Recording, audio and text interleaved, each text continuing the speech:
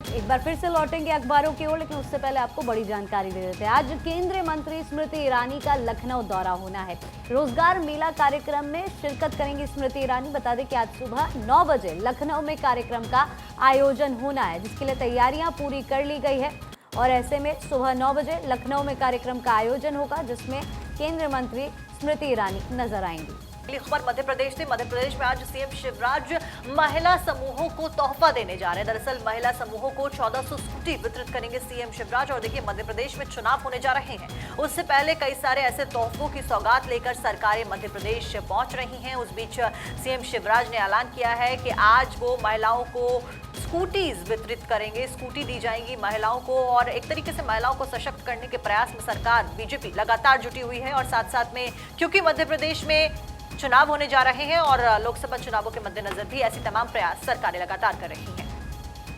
बड़ी खबर ये यूपी से कि मदन मोहन मालवीय प्रौद्योगिकी यूनिवर्सिटी का लोकार्पण आज मुख्यमंत्री योगी विश्वविद्यालय का लोकार्पण करने वाले हैं। 12 करोड़ की लागत से विश्वविद्यालय का निर्माण हुआ है और आज खुद मुख्यमंत्री यहां पर पहुंचेंगे, लोकार्पण करेंगे। और इससे जाहिर है कि आने वाले वक्त में छात्र छात्राओं को काफी ज्यादा फायदा होगा। तमाम तरह की सुविधाएं हैं, शिक्षा के क्षेत्र में लगातार कदम उठाए जा रहे हैं और अब मालवीय प्रौद्योगिकी यूनिवर्सिटी का लोकार्पण आज होने वाला है।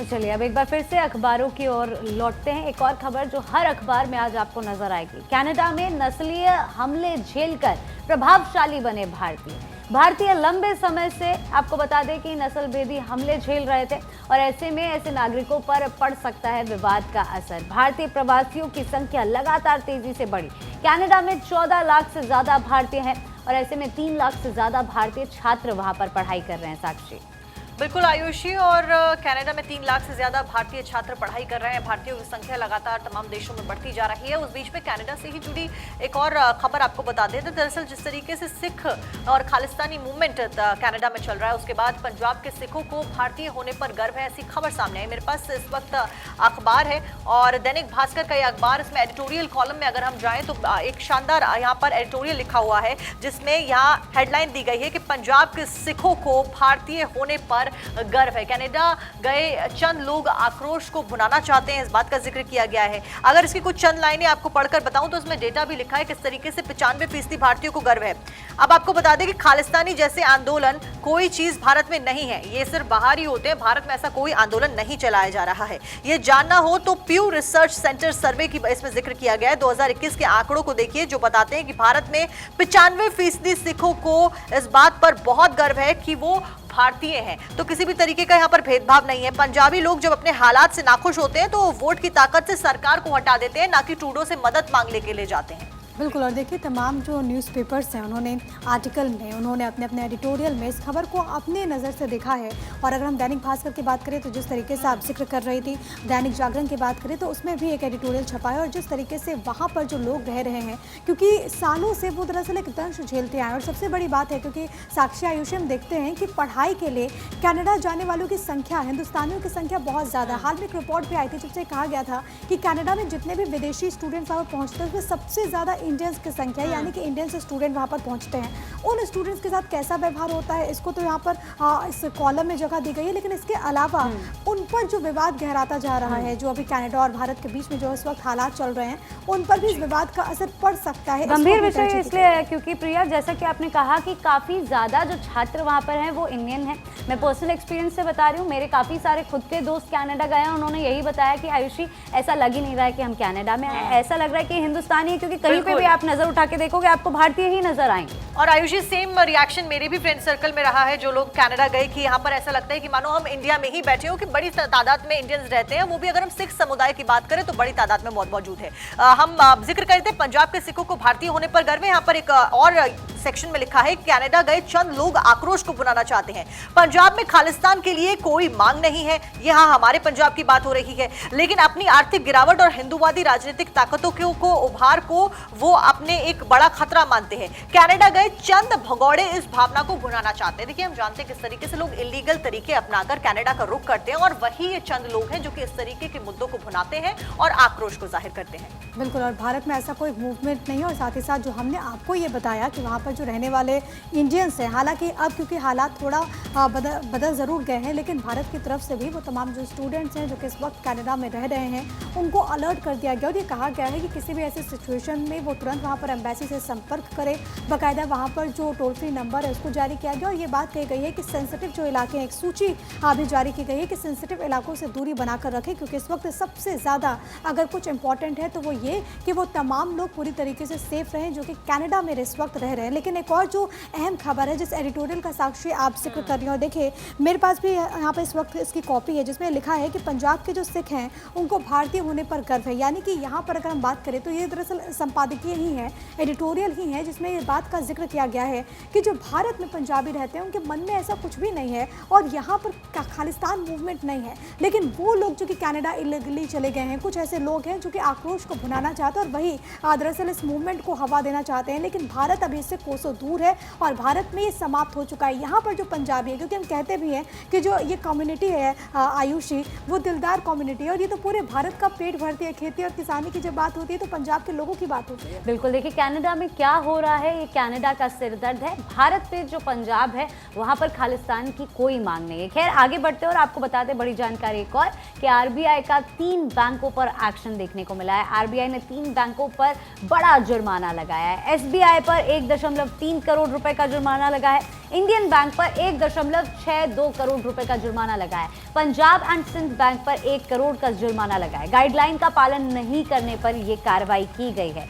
अब तक ये सोचा जा रहा था, जब मेरे को भी ये खबर पता चली कि इतना बड़ा जुर्माना आखिर 3 बड़े बैंकों पर आरबीआई ने क्यों लगाया। इन तीनों बैंकों ने जो पालना गाइडलाइंस की करनी चाहिए थी वो नहीं की और ऐसे में ये कार्रवाई करनी पड़ी। साक्षी बिल्कुल आयुषी, और इसके साथ आगे बढ़ते हैं। शहरों में होम लोन पर सब्सिडी की खबर है। केंद्र सरकार की 600 अरब की योजना है। 25 लाख लोगों को योजना का फायदा होता हुआ नजर आएगा। अब home buyers, real estate sector को फायदा होता हुआ नजर आएगा, तो सीधे तौर पर आपके और हमारे जीवन के ऊपर इस खबर का असर देखने को मिलेगा। प्रिया बिल्कुल, आगे बढ़ेंगे। दालें महंगी ना हो इसलिए सरकार ने स्टॉक लिमिट घटा दी है।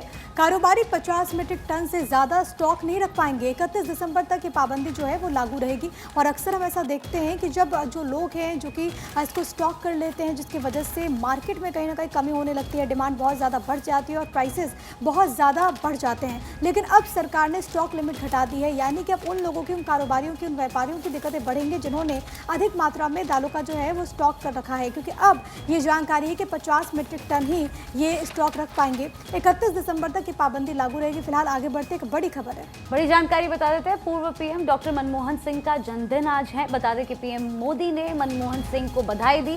पीएम मोदी ने ट्वीट कर बधाई दी। बड़ी जानकारी यहां पर आप तक पहुंचा रहे हैं। पूर्व प्रधानमंत्री का आज जन्मदिन और ऐसे में प्रधानमंत्री नरेंद्र मोदी ने ट्वीट किया है। ट्वीट पे आपको दिखाएंगे, लेकिन उससे पहले आप ये तस्वीरें देखिए जहां प्रधानमंत्री नरेंद्र मोदी ने लिखा है कि birthday wishes to former PM doctor Manmohan Singh ji. I pray for his long life and good health. तो देखिए 91 साल के हुए हैं मनमोहन सिंह। अर्थशास्त्र पढ़ाने से लेकर देश का सबसे बड़ा अर्थशास्त्री बनने का सफर मनमोहन सिंह का काफी दिलचस्प रहा और आज उनका जन्मदिन, जिस मौके पर तमाम जो नेता हैं और बड़े दिग्गज हैं उनकी विशेस आ रही हैं। उस बीच प्रधानमंत्री नरेंद्र मोदी ने भी यहाँ पर जन्मदिन की शुभकामनाएं दी हैं। और देखिए इस बीच अगली खबर आपको बताते हैं। इस साल 6% भारतीय जीडीपी रहने वाली है, ग्रोथ रेट रहने वाली है। S&P ग्लोबल रेटिंग्स ने महंगाई के अनुमान को भी 5% से बढ़ाकर 5.5% कर दिया है। प्रिया ये बड़ी खबर है। S&P का ये ताज़ा अनुमान और एक पॉजिटिव इंडिकेशन है। आपको ये बताते चले कि जो अनुमान जाहिर किया गया है वो ये कि इस साल 6% रहेगी भारत की जीडीपी ग्रोथ रेट। देखिए खुदरा महंगाई दर 5.5% रहने के आसार हैं। तो आप तक यहाँ पर स्टॉक मार्केट से जुड़ी हुई भी जानकारी हम अक्सर देते हैं। हम कोशिश करते हैं कि हर जॉनर यहाँ पर कवर किया जाए। तो बता दें S&P ग्लोबल से जुड़ी हुई ज़्यादा जानकारी देंगे। खुदरा महंगाई दर 5.5% रहने के आसार जताए जा रहे हैं। और इस बीच में एक महत्वपूर्ण खबर दर्शकों को बता दें। इकोनॉमिक टाइम्स में इस खबर को दिखाया गया है। 100 साल तक भारत का नेचुरल सहयोगी यूएस रहने वाला है। दोस्ती का एक अहम कदम इसको माना जा रहा है। जेबी मॉर्गन के सीईओ जेमी डिमॉन का स्टेटमेंट सामने आया है। भारत में गवर्नमेंट फाइनेंस में पारदर्शिता है और भारत के लिए व्यापार अवसर बढ़ रहे हैं। अमेरिका चीन के रिश्ते जटिल हुए हैं। तो देखिए हम सबको पता है किस तरीके से G20 में देखा या फिर तमाम ऐसी जो समिट्स हुई, विजिट्स हुई, उसमें भारत और अमेरिका, जो बाइडेन और प्रधानमंत्री नरेंद्र मोदी के जो रिश्ते हैं वो सामने आए हैं और दोनों देश आपस में कारोबार बढ़ाने के लिए, व्यापार बढ़ाने के लिए कोशिशें कर रहे हैं। उस बीच में ये महत्वपूर्ण खबर सामने आई है। इकोनॉमिक टाइम्स के फ्रंट पेज पर सबसे महत्वपूर्ण खबरों में इसको दिखाया गया है, फोटोग्राफ भी लगाई गई है। हेडलाइन यहां पर दी गई है, US will be India's best natural ally for 100 years. 100 years के लिए यहां पर नेचुरल एलाय के ऊपर साझा हस्ताक्षर किए गए हैं और few bankers have been the president as prepared as the JP Morgan chairman and the chief executive Jamie Dimon to face। यहाँ पर देखिए बेसिकली कारोबार के ऊपर बात की गई है और ये कहा गया है कि अगले 100 सालों तक हम आगे बढ़ेंगे और भारत में व्यापार के कई सारे जो सोर्सेज है वो ओपन हो रहे हैं और इसी के ऊपर यहाँ पर आर्टिकल भी आया है। आगे बढ़ते हैं। पायलट्स के इस्तीफे को लेकर अकाशा एयरलाइंस की मुश्किलें बढ़ गई हैं क्योंकि डीजीसीए ने मामले में हस्तक्षेप करने से इनकार कर दिया है। पायलट्स की याचिका पर कोर्ट कल फैसला सुनाएगी। काफी लॉस से इस वक्त अकाशा एयरलाइन जूझ रही है। बिना नोटिस नौकरी छोड़ने पर केस किया था, पायलट्स ने चुनौती दी थी इसको और इसको लेकर अब अकाशा एयरलाइंस की मुश्किलें यहाँ पर बढ़ चुकी हैं क्योंकि कोर्ट ने सीधे तौर पर कह दिया है कि वो इसको लेकर कोई हस्तक्षेप नहीं करेगा। आपको मालूम है कि लॉसेस की वजह से जितने पायलट्स हैं उन्होंने बिना नोटिस पीरियड सर्व किए हुए, बिना नोटिस दिए हुए उन्होंने वहाँ से रिजाइन कर दिया और इसी पूरे मामले को लेकर कोर्ट का रुख किया गया था। लेकिन अब एक झटका अकाशा एयरलाइंस को नोटिस नहीं देने की वजह थी प्रिया, मेरे सोर्सेस ने मुझे बताया कि अकाशा के अंदर लॉसेस झेलने की वजह से पायलट्स को टाइम पे सैलरी नहीं मिल रही थी, जितनी सैलरी उनको कमिट की गई थी उतनी सैलरी नहीं मिल रही थी और ऐसे में कोई भी एम्प्लॉय किसी भी कंपनी के लिए कितने समय तक काम कर लेगा। खैर आगे आने वाले समय में क्या होता है, कोर्ट कितनी हस्तक्षेप करती है कितनी नहीं, वो समय बताएगा। आगे बढ़ते हुए बड़ी जानकारी आपको एक और दे देते हैं। देश में सर्दी के मौसम की शुरुआत अब होने लगी है। गुलमर्ग में सीजन की पहली बर्फबारी देखने को मिली।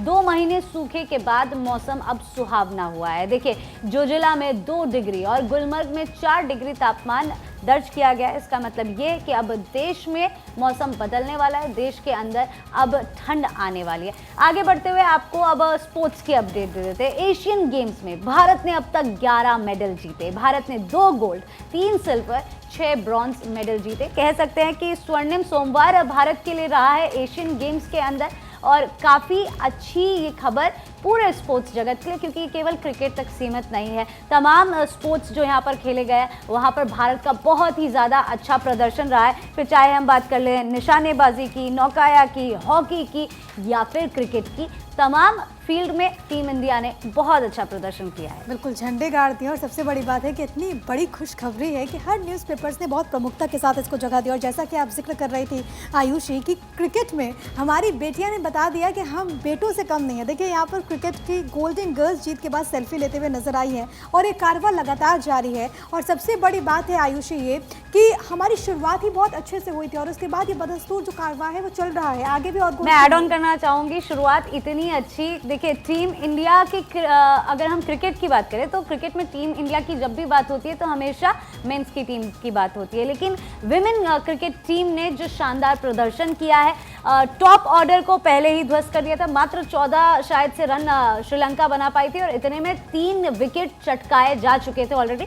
श्रीलंका और इंडिया के बीच में फाइनल था जिसमें गोल्ड जीता है। आप कुछ ऐड करना चाह रही हैं क्या साक्षी? बिल्कुल आयुषी, मैं ये फोटोग्राफ को ऐड करना चाहूंगी क्योंकि सभी अखबारों में इस फोटोग्राफ को दिखाया गया है और महिला क्रिकेट टीम के बारे में आपने बताया। फोटोग्राफ काफी इंटरेस्टिंग है और देखिए हम सबने देखा है कि जब हम जीतते हैं तो उसके बाद मेडल को बाइट करते हुए वो जो फोटो होती है, यही फोटो यहाँ पर महिला क्रिकेट टीम की और जो खुशी है वो सीधे तौर पर देखते ही एशियन गेम्स के अलावा बता दें, देखिए टीम इंडिया में अनुभव और युवा का तालमेल देखने को मिल रहा है। 10,000 रन बनाने वाले 2 बल्लेबाज भारत में रोहित शर्मा और विराट कोहली के 10,000 रन बन चुके हैं। कोहली रोहित के पास 250 प्लस मैच का अनुभव है। 4 गेंदबाजों के 100 से अधिक विकेट। टीम में 4 ऑलराउंडर और 4 गेंदबाज। पाकिस्तान के पास ऐसे अनुभव नहीं है। टीम इंडिया और ज्यादा सशक्त होती हुई नजर आ रही है क्योंकि बिना अनुभवी खिलाड़ी के ऑस्ट्रेलिया और इंडिया की जो बायलैटरल सीरीज हुई है, दोनों मैचेस शुरुआती जीत चुकी है इंडिया और ऐसे में अब 3rd मैच होना है। हालांकि सीरीज हमारे नाम हो चुकी है लेकिन एक प्रैक्टिस मैच कह सकते हैं। वर्ल्ड कप के लिए पाकिस्तान को वीजा मिल चुका है। ये एक एड ऑन वाली खबर आप तक मैं पहुंचा रही हूँ। पाकिस्तान टीम को भारत आने का वीजा मिल चुका है। टीम 27 सितंबर को भारत आएगी। 29 सितंबर को वार्म अप मैच खेलेगा पाकिस्तान। एक्चुअली वीजा मिलने में काफी देरी हो गई थी, जिसको लेकर पाकिस्तान क्रिकेट बोर्ड ने थोड़ी सी चिंता भी जताई थी कि समय आने वाला है और अभी तक वीजा नहीं आया, क्योंकि पाकिस्तान और इंडिया को लेकर देखिए काफी मसले चल रहे थे। खास तौर पर इस बात को लेकर मसले चल रहे थे कि पाकिस्तान क्या इंडिया आएगा वर्ल्ड कप खेलने के लिए, क्योंकि टीम इंडिया ने मना कर दिया था पाकिस्तान जाने से। टीम इंडिया नहीं कह सकते कि इंडियन गवर्नमेंट ने मना कर दिया था कि टीम को पाकिस्तान नहीं भेजा जाएगा सुरक्षा का ख्याल रखते हुए। लेकिन ऐसे में आपको अब बता दें कि वीजा मिल चुका है पाकिस्तान को। बिल्कुल, और एक और अच्छी खबर है और फिल्मी जगत के लोगों के लिए जो देवानंद को पसंद करते हैं, और हम तो उनके सिर्फ चार्म के बारे में हमने सुना है कि देवानंद को देखने के लिए लड़कियां किस तरीके से कूद जाती थी, और कोर्ट ने उनके ब्लैक शर्ट पहनने पर, ब्लैक कोट पहनने पर भी पाबंदी लगा दी थी। 100वीं जयंती आज है। 26 सितंबर 1923 को जन्म हुआ था। सिनेमा जगत को उन्होंने कई सारी सुपरहिट फिल्में दी, और देखिए यहाँ पर एनबीटी ने बहुत अच्छे तरीके से उनके अब तक के सफ़र के बारे में जिक्र किया, और इसमें एक इंटरव्यू में उन्होंने कहा था कि मैं आत्मा हूँ, मैं अमर हूँ, सिर्फ मैं। और हमारी जनरेशन ने तो सिर्फ और सिर्फ उनके गाने सुने हैं, चाहे वो पल भर के लिए हो या फिर फूलों का तारों का, सबका कहना है ये हो। साक्षी। बिल्कुल प्रिया और आयुषी, जिस तरीके से हम अभी पहले भी बात कर रहे थे कि देवानंद के कपड़ों के लिए कि किस तरीके से लड़कियां फिदा होती थी, और किस तरीके से आपने बताया कि काले कपड़े पहनने के ऊपर कि वो इतने खूबसूरत थे, इतने वो स्मार्ट थे कि पाबंदियां इस तरीके की लगा। देखिए साक्षी तो मेरे को बता रही थी बुलेटिन से पहले कि जब मेरे को मम्मी ये बातें बताया करती थी तो मैं महज किताबी बातें समझती थी इसको। बता दें कि दशकों तक देवानंद ने सिनेमा पर हुकूमत की है। फिल्म हम एक हैं से की थी करियर की उन्होंने शुरुआत, और क्या शुरुआत की, अब तक उनका नाम ऐसे याद किया जाता है। खुशी का ही पल है उनको आज याद करने के लिए। हम सब भी काफ़ी ज़्यादा एक्साइटेड हैं, शायद आज हम उन्हीं के गाने सुन रहे होंगे।